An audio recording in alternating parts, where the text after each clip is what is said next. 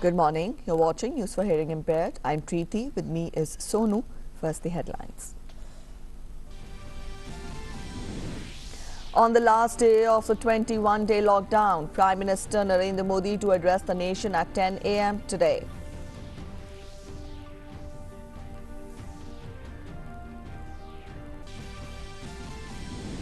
Total number of COVID-19 cases so far is 9,352, while 324 people have died from the virus.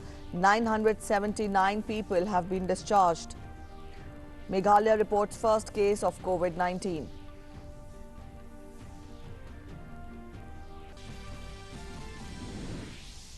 Tamil Nadu and Arunachal Pradesh extend lockdown till April 30th. Madhya Pradesh Chief Minister Shivraj Singh Chauhan also in favour of extension of lockdown.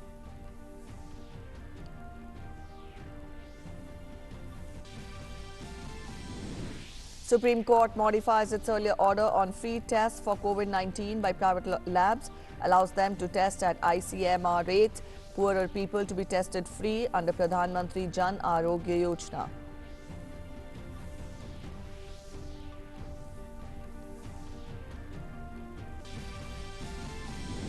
Battle of humanity against COVID-19 continues across the world. More than 19 lakh cases reported till date. 1.19 lakh people have succumbed to the virus. US records 1,509 coronavirus daily deaths. France extends lockdown for another month. Italy's daily new coronavirus cases decline. IMF grants debt relief to 25 poor countries.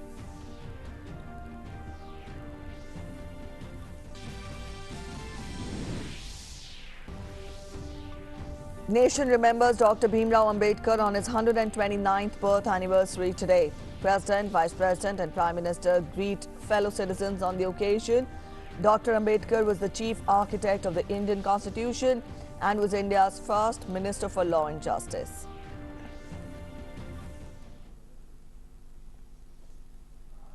Prime Minister Narendra Modi will address the nation at 10 a.m. today. The 21-day nationwide lockdown to curb the spread of coronavirus ends tomorrow. The announcement was made yesterday by the Prime Minister's office via a tweet. Last month, the Prime Minister had addressed the nation twice on 19th and 24th of March.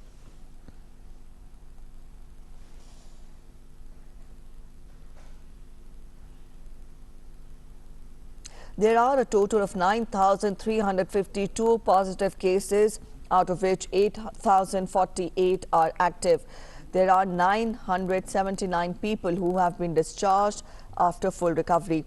The number of deaths is 324. 25 districts across 15 states, which had reported the cases earlier, have not detected any new case in the last 14 days. Meghalaya had its first coronavirus case yesterday when a doctor at Shillong's Bethany Hospital was tested positive. In view of the development, State Chief Minister K. Sangma announced the imposition of strict curfew in Shillong for 48 hours. He also assured the citizens that the government is fully equipped to handle the situation and appealed to them to extend their full cooperation. We have immediately imposed a complete curfew in the city of Shillong for the next 48 hours. Also, we request everybody to kindly cooperate and not to leave their homes the next 48 hours. We have also sealed the institution that where the information has been found and the case has been found. And at the same time, in this institution, which is Bethany Hospital, all the people who have visited Bethany Hospital from the 22nd of March and after that, I would sincerely urge all the citizens to kindly inform us by calling at 108 number. Meghalaya Chief Secretary M.S. Rao has clarified that the present case is the one with travel history and is not a case of community transmission, as is rumoured. It is a case of travel history, so in a way the reason is known. So, it's not a case of community transmission. So, to that extent, it is a positive. Chief Minister K. Palaniswamy yesterday announced extension of lockdown in Tamil Nadu till April 30th. He said that the move was in accordance with the recommendations of medical and public health experts. Palaniswamy had earlier favoured prolonging the curbs till the end of this month in the meeting with Prime Minister Narendra Modi on Saturday. Several other state chief ministers too batted for extending the restrictions. The state cabinet gave the green signal for the lockdown to be extended till April 30th as per the CRPC and the Disaster Management Act 2005. The extended lockdown will continue with the same restrictions of essential commodities outlets and restaurants being allowed to open from the morning 6 a.m. till 1 p.m. in the afternoon. Additionally, bakeries have been allowed to open at the same timings, and also restaurants will be allowed to give takeaways. Ration card holders will get rice, dal, sugar, oil and other eligible items free of cost for the month of May. The families of unorganized workers, including construction laborers, will get cash support of Rs 1,000 each for the second time. Also, the guest laborers will get 15 kgs of rice, a kg of tur dal and a kg of edible oil free of cost. In Chennai, the state government has also made arrangements to help residents avail telemedicine services from doctors registered with the Telemedicine Society of India.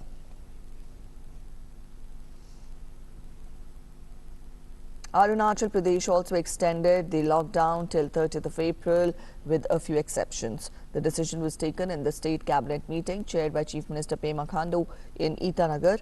The state has one confirmed COVID-19 case till now.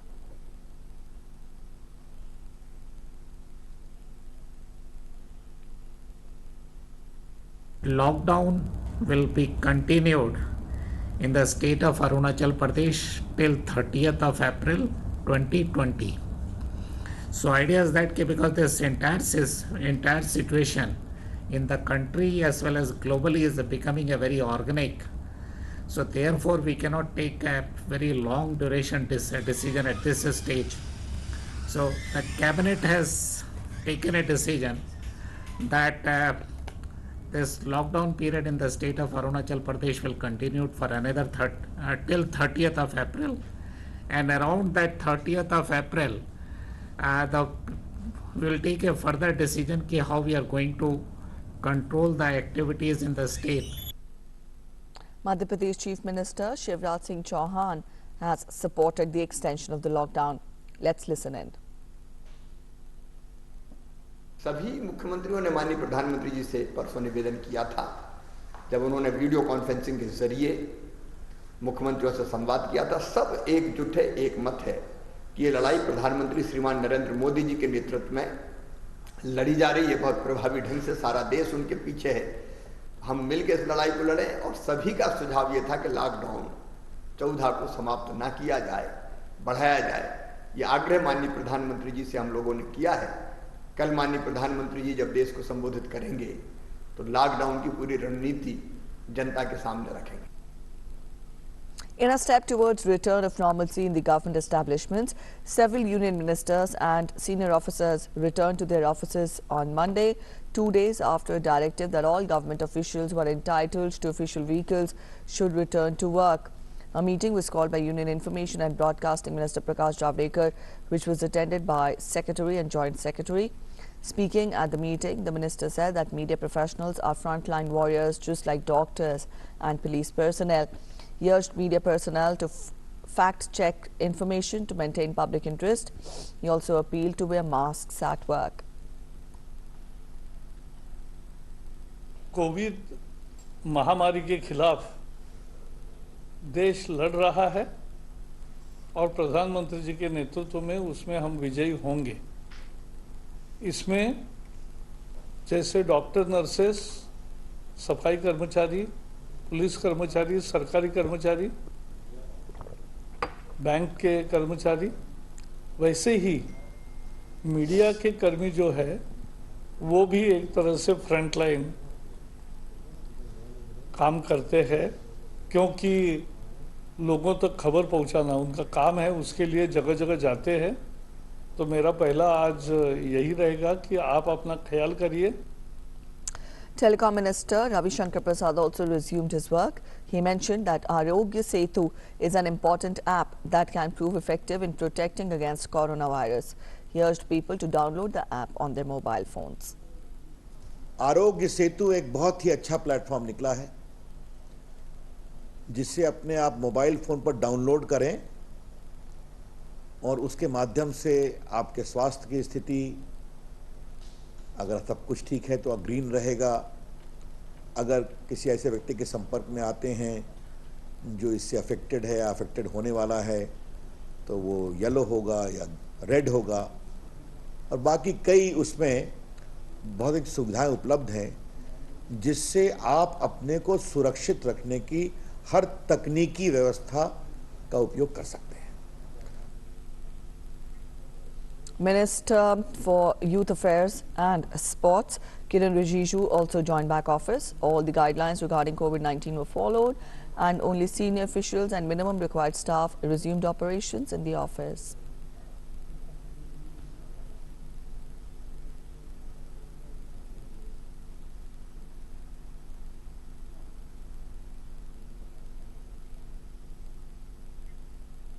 Minority Affairs Minister Mukhtar Abbas Naqvi also took his first meeting after rejoining office. Joint secretaries of Ministry of Minority Affairs attended the meeting. The minister reviewed various scholarships, skill development schemes and other development programs.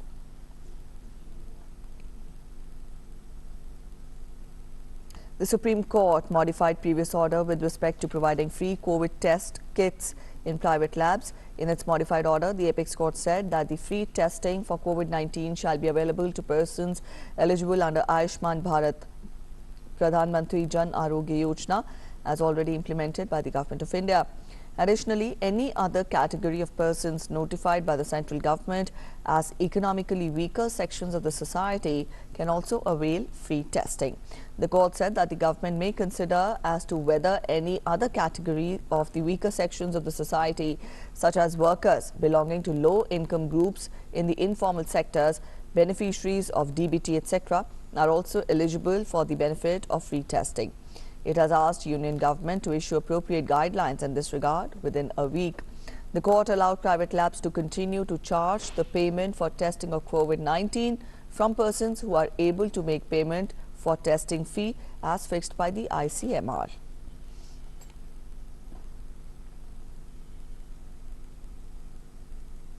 Emphasizing on homegrown produce, Union Minister Piyush Goyal praised DRDO's initiative of producing N99 masks. He said that taking inspiration from Prime Minister Narendra Modi, DRDO has been able to produce such efficient masks and these will prove to be beneficial in our fight against coronavirus. He also congratulated Defence Minister Rajnath Singh and DRDO scientists for their achievement.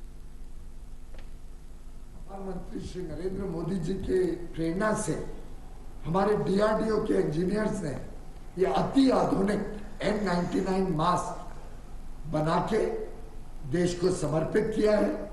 इस mask ने सभी test pass कर दिए हैं, यह approve हो गया है हर साइंटिफिक लैबोरेटरी टेस्ट से, और इसकी 12 महीने की अवधि है। ये 12 महीने तक आपके काम आ सकता है।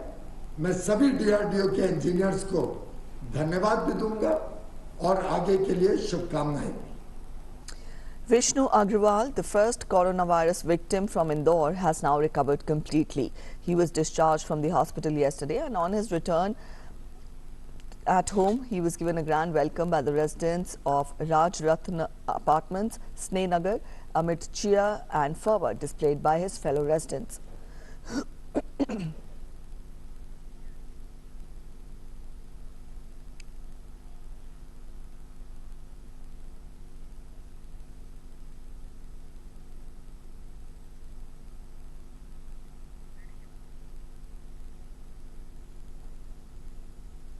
An air evacuation pod, that is AEP, was indigenously designed and fabricated by Naval Aircraft Yard, Kochi, under the Southern Naval Command (SNC) for safe air evacuation of COVID-19 patients from remote areas such as ships and islands in a fully sealed patient transfer capsule, eliminating the risk of cross-infection to pilots and evacuation team. with no requirement of sanitation of aircraft post-evacuation.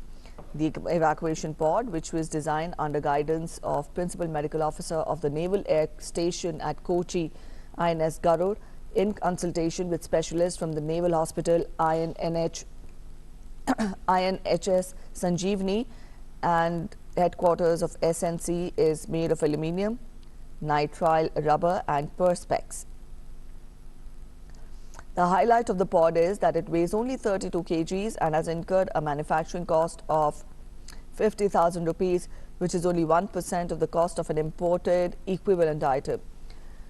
Trials of patients inside AEP were undertaken on board Advanced Light Helicopter and Dornier aircraft of the Indian Navy at SNC and successfully completed on 8th of this month.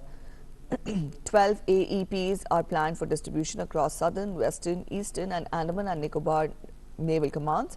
The successful induction of the AEP will vastly increase the Indian Navy's abilities in its relentless efforts towards aiding COVID prevention across the nation. India's northern neighbor Nepal has reported 2 new cases of coronavirus, taking the total number of infected persons in the country to 14. Ministry of Health and Population is conducting the contact tracing of the new confirmed cases. So far, 5,691 people have been tested for coronavirus in the Himalayan nation, with 519 tests conducted in the last 24 hours. With the latest 2 cases, Nepal has currently 13 active cases, while 1 person has recovered.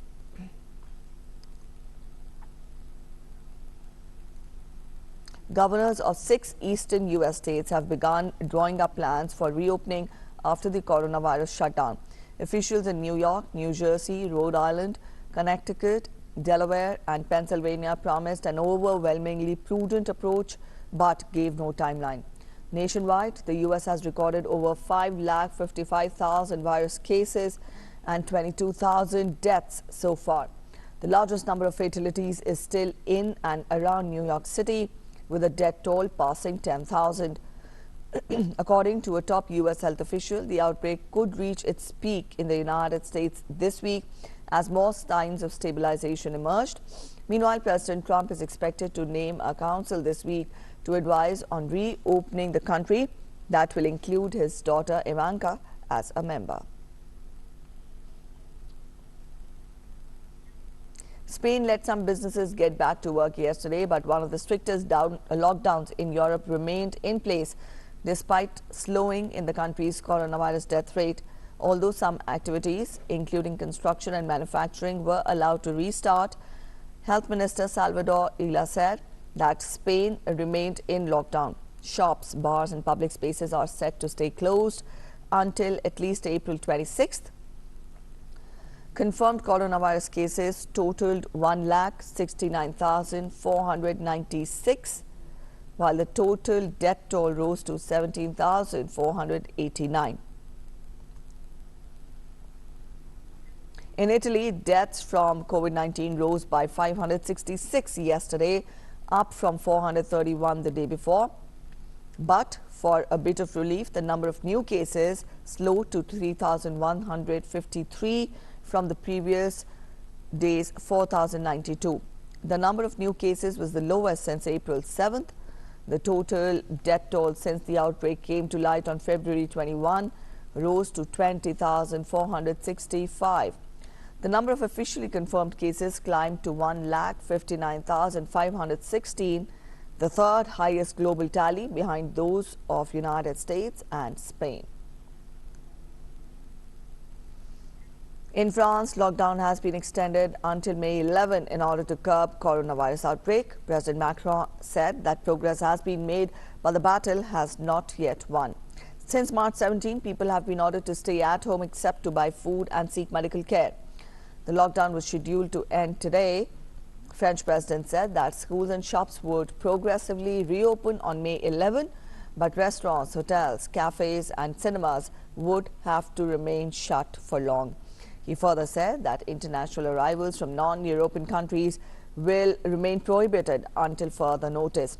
However, after a relentless increase until the first week of April, the number of patients in the ICU units has started to decline. France has registered nearly 15,000 COVID deaths and has over 98,076 confirmed cases so far. In another news coming in from coronavirus pandemic in Israel, the parliament speaker Benny Gantz has been given 48 hours to reach a deal on an emergency unity government with his former election rival, Prime Minister Benjamin Netanyahu. The negotiations were approved by President Rivlin minutes after Gantz's 4-week mandate to form a government expired. Although in a joint statement, Gantz's centrist Blue and White Alliance and Netanyahu's right-wing Likud party said that a significant progress has been made between the two in the wee hours. Speaking at the WHO briefing, Director General of WHO said that the health agency would publish strategic advice on dealing with the coronavirus pandemic as some countries consider lifting restrictions designed to stop the spread of the novel coronavirus. The decision comes as support to countries in making these decisions. The new strategic advice will summarize WHO's way forward and includes 6 criteria for countries as they consider lifting restrictions. Speaking in this regard, WHO's Executive Director, Health Emergencies Program, Michael Ryan, said that now is the time for vigilance and we need to be very, very careful. As countries consider lifting restrictions during lockdown, the General warned that we must replace lockdown with a very deeply educated, committed, empowered and engaged community. Spain let some businesses get back to work on Monday, but one of the strictest lockdowns in Europe remained in place despite slowing in the country's coronavirus death rate. To aid poor countries battling with deadly coronavirus, the grant from the International Monetary Fund comes as a relief. The International Monetary Fund on Monday announced that it approved an immediate debt relief of 25 poor countries to help them free up the funds to fight the pandemic.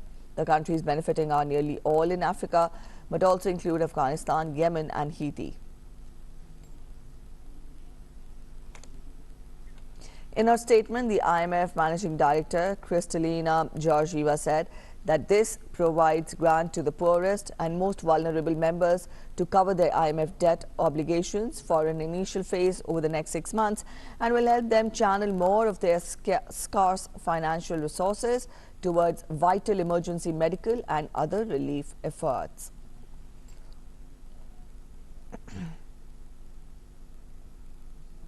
On the eve of 129th birth anniversary of Dr. Bhim Sahib Ambedkar, the President of India, Shri Ramnath Kovind, greeted fellow citizens. In a message, the President said, and I quote him, "As a social reformer, educationist, jurist, economist, politician and legal expert, Dr. Ambedkar strived constantly for the benefit of the country and the society."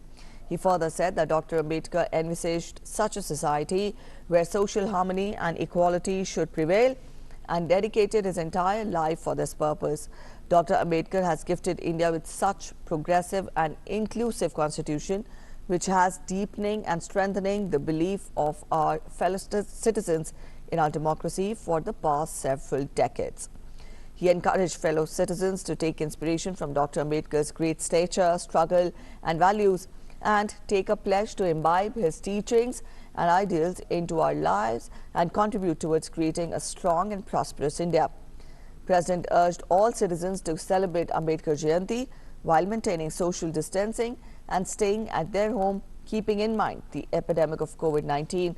All the citizens should celebrate Dr. Ambedkar Jayanti while maintaining social distancing and staying at home. And on this occasion, Prime Minister Narendra Modi took to Twitter to extend his greetings to the fellow citizens and also paid respect to the chief architect of the Indian Constitution.